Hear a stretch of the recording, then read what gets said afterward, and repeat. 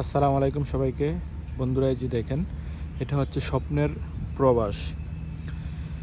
প্রতিদিনই আমরা এভাবে লাঞ্চের টাইম হলে আমরা গাছের নিচে বসে রেস্ট করি এবং আমরা লাঞ্চটা আসলে এখানেই সারি, এখানে বসে আমরা লাঞ্চটা করি।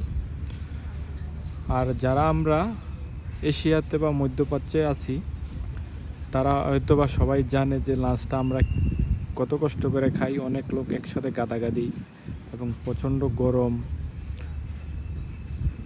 তো এবং আমরা লাঞ্চের যে খাবারটা আমরা খাই, এটা আমরা আমাদের বাসা থেকে বা আমাদের রুম থেকে আমরা নিয়ে আসি, প্যাকেটের ভিতরে থাকে এবং এটা কোনো প্লেট না, সম্পূর্ণটা প্যাকেট কাগজের।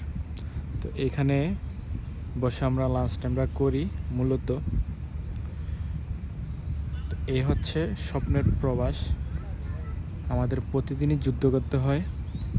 মানুষ, অসংখ্য মানুষ গাছের নিচে বসে রেস্ট নিতেছে।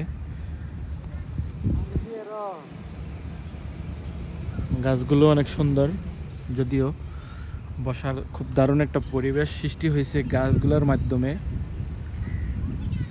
তো এই হচ্ছে ভাই প্রবাসী জীবন, প্রবাসের জীবন এতটা সহজ না আসলে।